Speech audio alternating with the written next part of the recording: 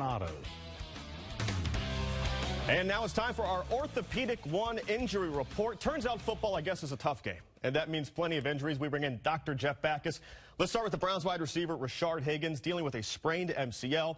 Browns are thin at receiver, so they need Higgins back as soon as possible. So what's the recovery that he's looking at? So he sustained an MCL sprain, so medial collateral ligament. It's one of the main supporting ligaments on the inside of the knee.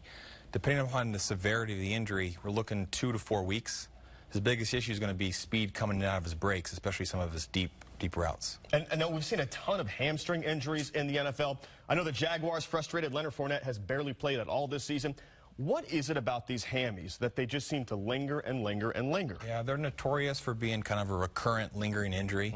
Fournette injured his week 1, came back, injured it again. So the hard thing is, this is 2 injuries in one season. He's going to take a long time to recover. I wouldn't be surprised if he's out until mid-November. Wow. Okay. And Washington Redskins running back Adrian Peterson dealing with a dislocated shoulder. That sounds very painful to me. I assume that would put him on the shelf, but AP trying to play through this? Is that even possible? Yeah, initial reports was that he described the ball coming out of the socket or a shoulder dislocation. Typically that tears the ring of cartilage around the shoulder socket, the labrum.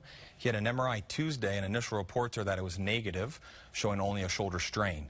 So if it is in fact just a shoulder strain, he's going to be day-to-day. If he did tear his labrum, he's going to struggle this season. Yeah, and he's on the wrong side of 30 for running backs, too. I don't know if that, does that matter on the recovery process? It doesn't help. He's notorious for coming back pretty quickly after injuries. Yes. Definitely injury-prone. Yes. Finally, our Blue Jacket fans would love to know more about Branden Dubinsky. Strained oblique, okay? So for the viewers who have forgotten that high school anatomy class, strained oblique is what, and how soon can Doobie be back on the ice? Yeah, unfortunately, another Blue Jackets player down. So on Sunday's practice, he injured the external oblique muscle. So it's one of the lateral abdominal muscles. Kind of a difficult thing for hockey players to return just because so much twisting that they do. So he's looking 4 to 6 weeks before he's back on the ice. Wow. All right. Well, doctor, thank you so much. Jeff Backus in for the Orthopedic 1 injury report. We'll be right back after this.